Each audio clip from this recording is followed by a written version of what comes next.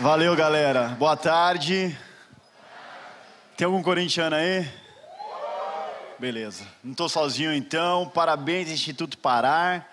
Que festa. O pessoal me convidou. Falou, tem um evento lá. Pô, não sabia que era um negócio monstruoso como esse. Parabéns de verdade pela liderança, ousadia, coragem, reunir pessoas, líderes, discutir o Brasil. Estou muito animado de estar aqui.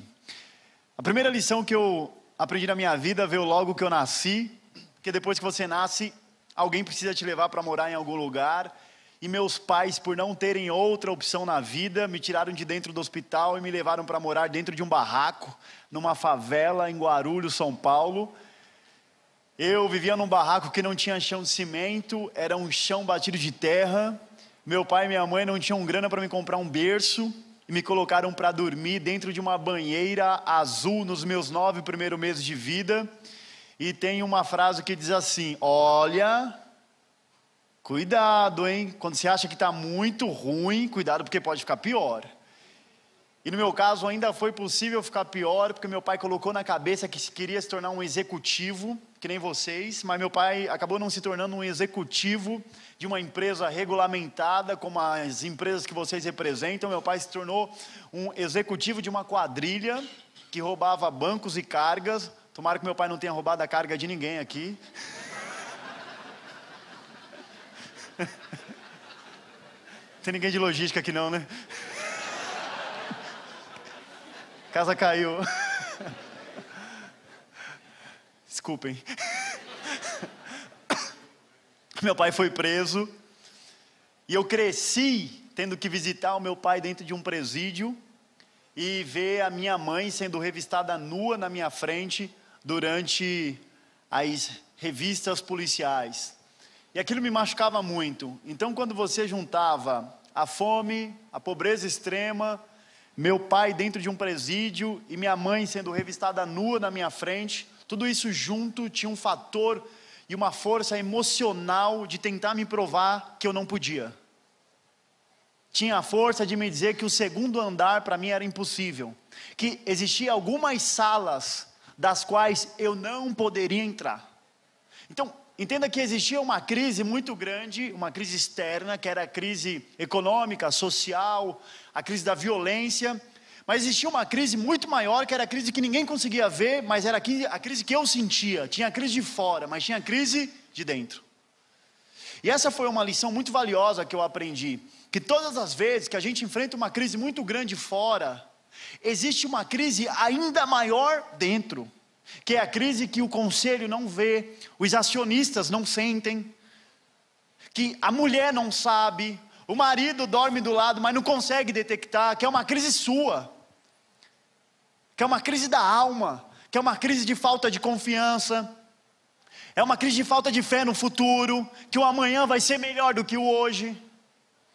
E o que eu aprendi é que enquanto a gente não consegue resolver a nossa crise de dentro, não tem como resolver a crise de fora. Porque dentro é mais importante do que fora. E quando a gente resolve dentro, a gente ganha musculatura emocional.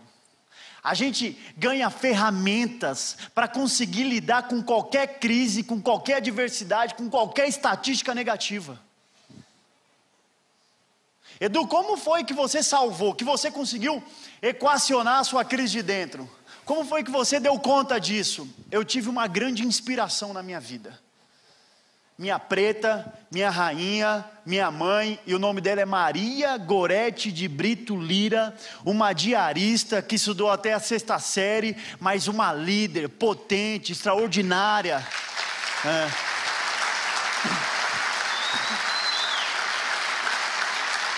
E o que essa mulher me ensinou, todo santo dia, ela me ensinou, porque ela liderava. Minha mãe não esperou a crise passar para liderar. Minha mãe não esperou alguém arrancar a gente da favela para liderar. Minha mãe liderou no meio da crise do pega pra capar. Quando não tinha fome, quando almoçava e não jantava, minha mãe todo dia olhava dentro dos meus olhos e me dizia: filho, não importa da onde você vem, na vida o que importa é para onde você vai. E filho, você pode ir para onde você quiser, você pode o mundo e você pode tudo. Eu dizia, mamãe, mas e o barraco? E ela me dizia, você é maior do que o barraco. Eu dizia, mamãe, mas e a fome? E ela me dizia, você é maior do que a fome. E eu dizia, mamãe, mas e o pai lá dentro do presídio? E ela me dizia, você é maior do que o presídio, do que a violência, você pode tudo e ponto final. Minha mãe me ensinou a sonhar. E a grande mensagem que eu vim trazer hoje para vocês aqui é justamente essa, que não é de onde vem, é para onde vai. Edu, mas eu não nasci num barraco como você. Não me importa onde você nasceu, e a palestra não é sobre onde você nasceu. A palestra é de onde você vem. Porque talvez você não venha de um barraco, mas talvez você venha de alguma experiência na sua vida que pode ter sido muito pior do que o barraco foi para mim. Até porque a favela me ajudou. Tudo bem que às vezes comia um danoninho estragado, mas gerou anticorpos.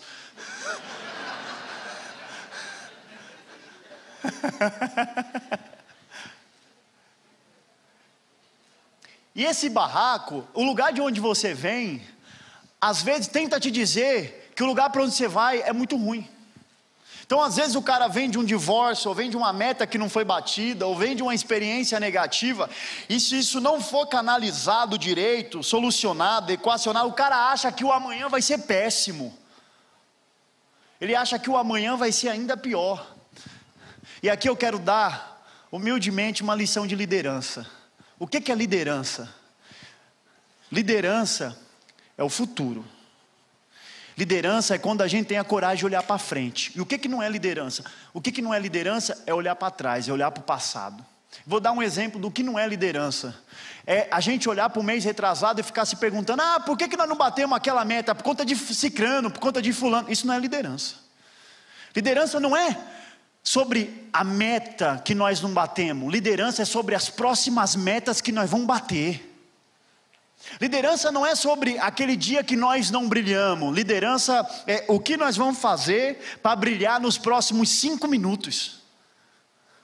Liderança não é porque nós não fizemos, não executamos no mês retrasado, não. Liderança é quem que nós vamos engajar, para quem que nós vamos ligar, que e-mail que nós vamos disparar, que obstáculo que nós vamos saltar para executar, para fazer e para ter a coragem, sabe do que? De olhar para o mundo e dizer, mundo, eu não tenho medo de você. De dizer, crise, pode vir quente, porque aqui dentro nós estamos fervendo. De dizer, eu vou roubar a bola agora na última etapa do ano e vou marcar os maiores gols da minha vida. Isso é liderança. Vocês não batem palma aqui não, é?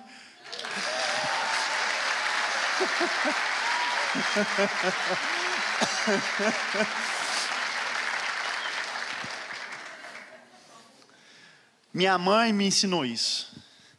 Eu ganhei uma bolsa para ir para Harvard. Eu fui do Jorge Paulo Lema, que é um cara que eu adoro, que eu gosto muito. Mas quando eu voltei eu falei que Harvard não me ensinou mais sobre liderança do que minha mãe me ensinou na favela.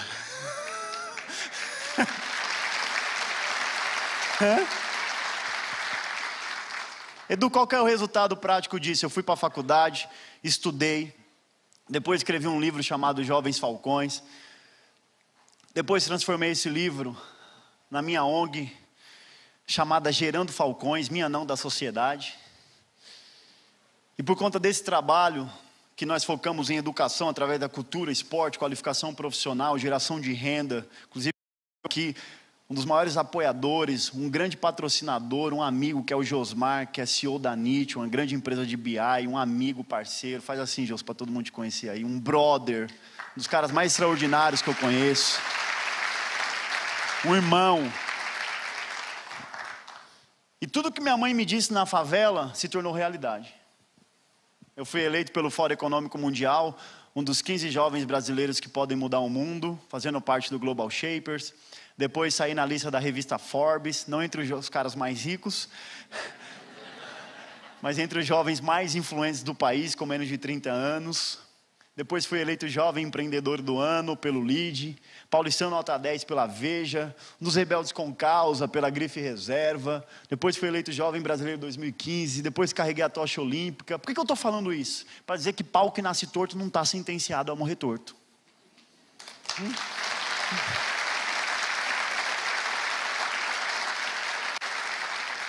para dizer que o empreendedor, o líder, ele não está amparado, ele não está guiado pelas estatísticas.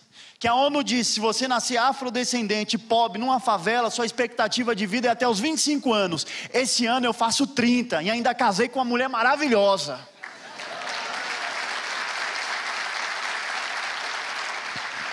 Nós líderes, eu estou dando uma exposição aqui para líderes, não podemos ser guiados por aquilo que a mídia diz, não, ou por aquilo que as pessoas que já desanimaram estão falando do país.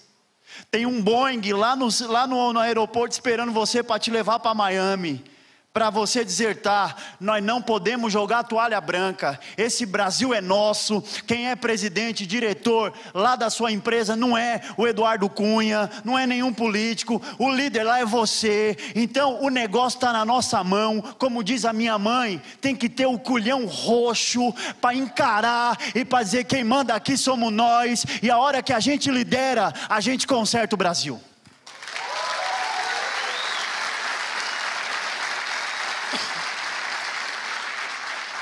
Vou compartilhar aqui 2 lições para eu entregar o microfone, que meu tempo está correndo ali. 2 lições, só 2. A primeira, então são 2 lições, mas entenda, 2 lições que eu aprendi na favela. Então, esse momento aqui é que tanto executivo e executivas, tem uma executiva aqui, um monte de executivo que eu estou vendo, bonitas, lindas e lindos, podem aprender com a favela. Tudo bem para vocês? A palestra aqui eu aprendi. Então entenda que é a favela exportando conteúdo de gestão. Certo?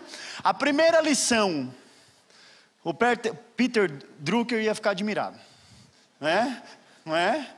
A primeira lição é essa daqui, ó. É nós.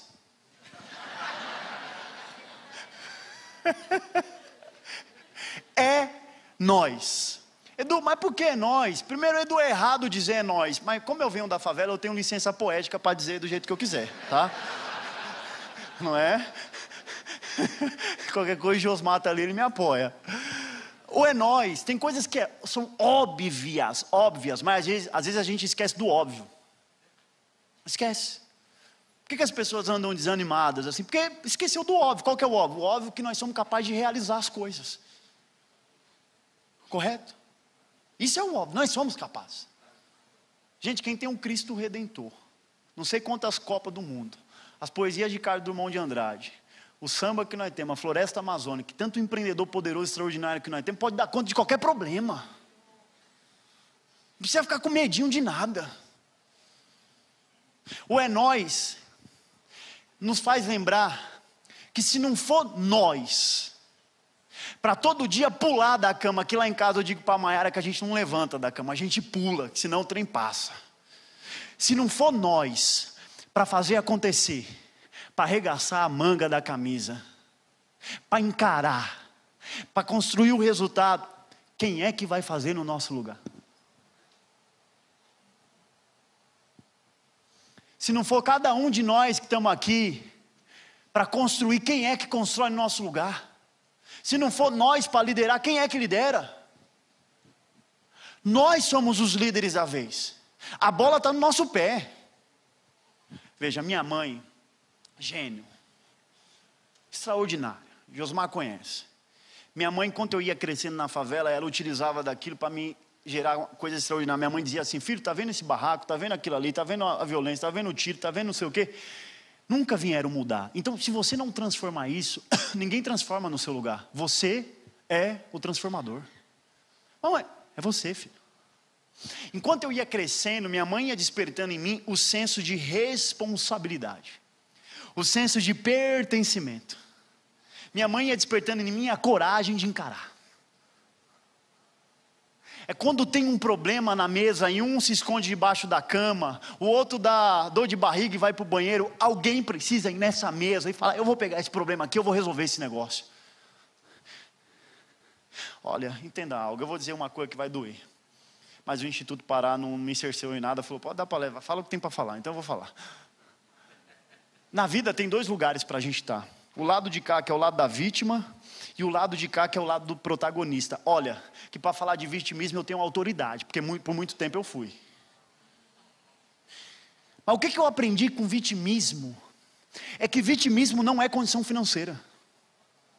Vitimismo não é o lugar onde você nasce. Vamos lá? Alguém pode ter levantado hoje cedo numa favela, o menino João, acordado, com fome, foi tomar café da manhã, não tinha café da manhã. Mesmo assim ele pegou o caderno, foi para a escola. Na favela dele não tem escola, então ele tem que andar 5 quilômetros até chegar, e o pai não tem dinheiro para dar para ele pegar ônibus, então ele vai andando. No meio do caminho ele passa pelos meninos na biqueira, que dizem: ei, chega com nós, vem trabalhar com nós, é mais fácil. Ele olha e fala: não, obrigado, eu sei o que eu quero.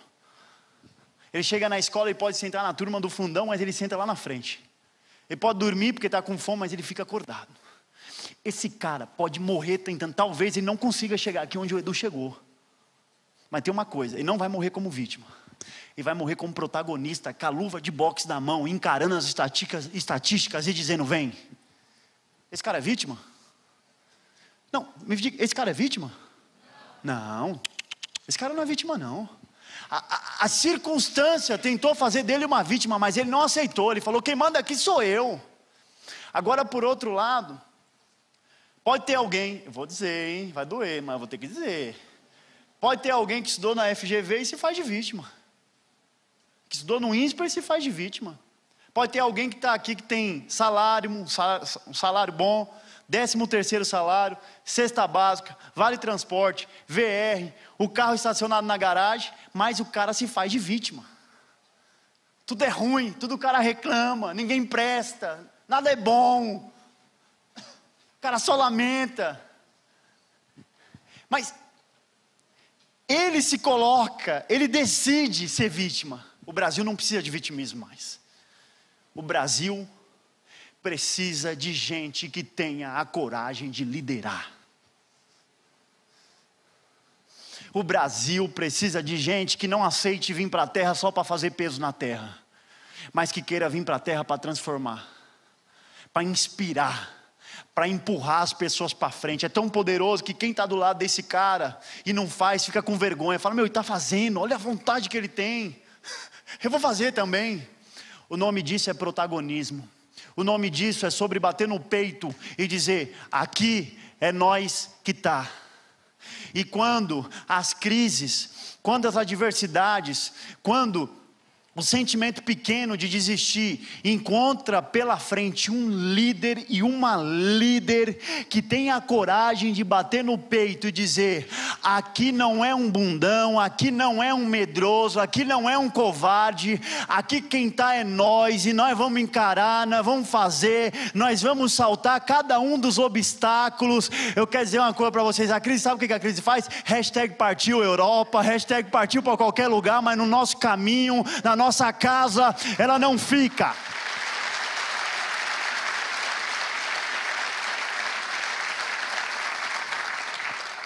Olha para o amigo que está do seu lado aí, fala para ele assim: é nós que tá. Fala aí, fala para alguém.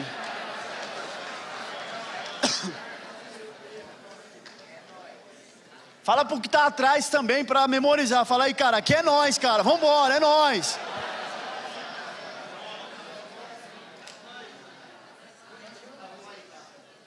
Quando você chegar lá na tua casa, você vai dizer para sua esposa, para o teu marido, se seu marido estiver escondido, você vai dar uma sacudinha nele e falar: amor, não se preocupe, aqui é nós, amor.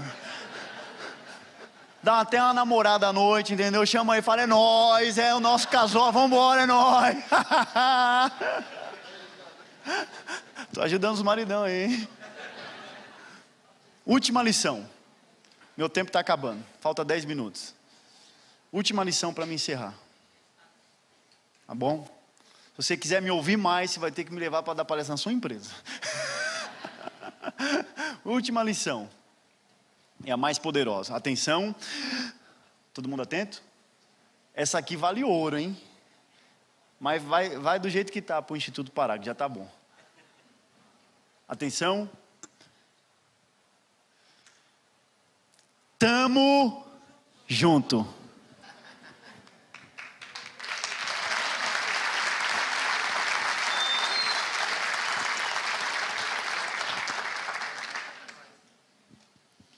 Edu, por que estamos juntos? Acho que estamos juntos é a nossa maior qualidade enquanto líder brasileiro tem uma paixão, brasileiro entrosa fácil, brasileiro se junta muito fácil. O tamo junto, tem uma coisa, assim, eu acredito muito numa coisa, que aquilo que a gente faz isolado é uma tentativa frustrada de liderança. Aquilo que a gente tem a coragem de fazer junto, engajando, misturando, isso é liderança. Eu estou dizendo sobre uma liderança engajadora. Não que uma liderança que divide. O que é uma liderança que divide? Olha para o Brasil, nas últimas eleições, no último período. Botaram direita para um lado, esquerda para o outro, branco de um lado, negro de outro, rico de um lado, pobre de outro. Dividiram e colocaram nisso. Isso não é liderança. Nós temos no Brasil, nos nossos líderes políticos, o exemplo do que não é liderança. Por isso que o Brasil foi para a crise que foi. Isso foi uma das razões. O que é liderança?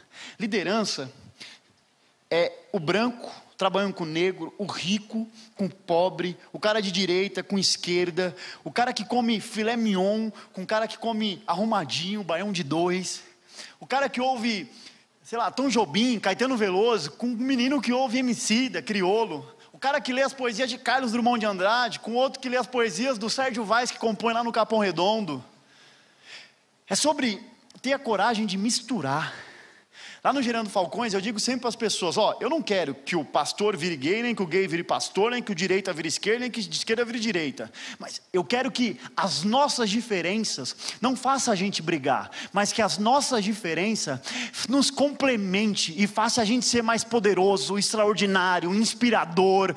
As nossas diferenças não podem ser maior do que o nosso sonho, do que o nosso objetivo, de levar o país para frente, de fazer a gente chegar num lugar maior e melhor.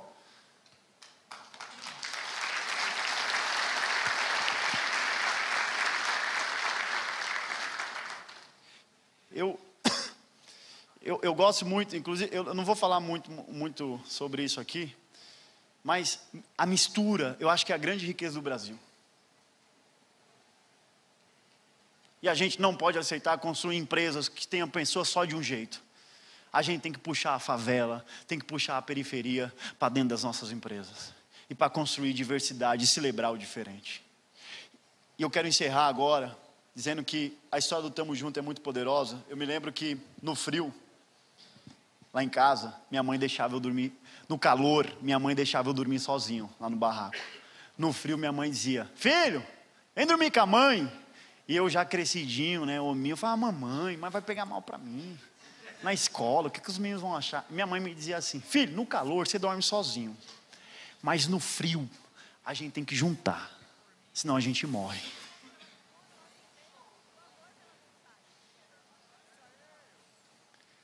Líder tem que ter sensibilidade para entender que nos momentos difíceis, a gente tem que ter a humildade de juntar. E de pegar o talento de todos. E de falar, a gente está num momento que não dá para ficar separado. A gente tem que juntar o máximo que puder, porque a gente tem algo grande para fazer pela frente.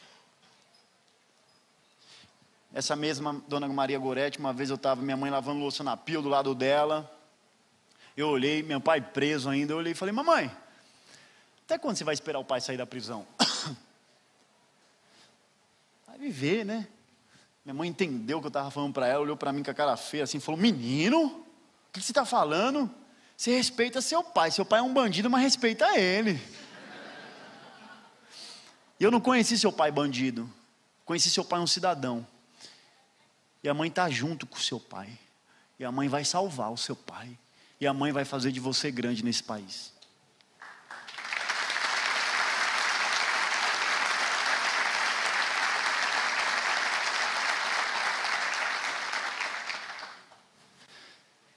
Fazem 20 anos que meu pai voltou para casa, nunca mais voltou para o crime, e por conta das suas escolhas diferentes, ele se tornou o herói da minha vida. Tanto que hoje, no Gerando Falcões, eu criei um projeto que qualifica e recoloca o ex-presidiário na sociedade e no mercado. A gente tem empregado dezenas de homens em empresas de ponta do país. Porque eu acredito que pau que nasce torto não tem que morrer torto. E hoje aqui, 5 minutos finais, fazendo essa palestra, eu tento encontrar razões porque que isso foi possível. E a razão não está em algum talento ou capacidade excepcional minha. Não está.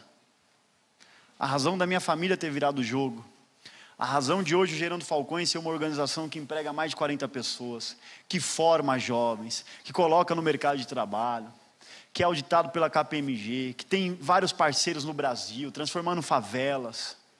É porque lá atrás, quando desistir era o único caminho que existia, a minha mãe teve a coragem de olhar para a família dela e dizer: tamo junto.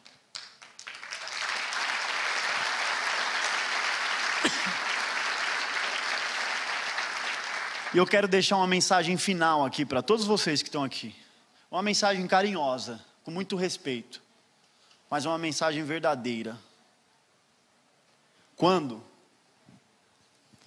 manipular uma planilha não for o suficiente para te fazer chegar do outro lado, quando ter uma capacidade de liderança, de comunicação, não resolver as suas crises, quando as habilidades que você adquiriu nos últimos anos da sua vida não forem suficientes para te fazer atravessar os momentos difíceis, fica com o tamo junto.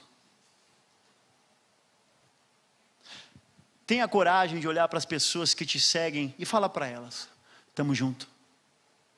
Chega em casa, olha para a tua esposa, para os teus filhos, diga para eles: tamo junto.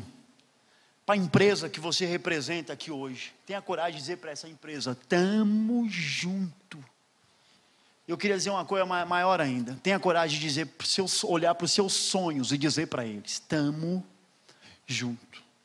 E mais do que isso, tenha coragem de olhar para si próprio, e dizer: tamo junto.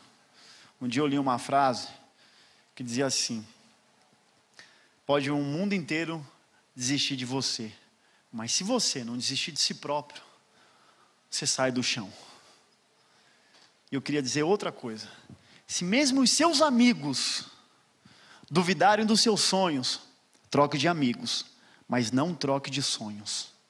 Tenha a coragem de dizer para si próprio: tamo junto, porque a força do espírito humano é mais forte do que estatísticas, é mais forte do que pressão emocional, é mais forte do que alguém que olha para você e diz que você já era. A força do espírito humano é capaz de fazer coisas extraordinárias. Tamo junto. Obrigado. Tamo junto. Obrigado.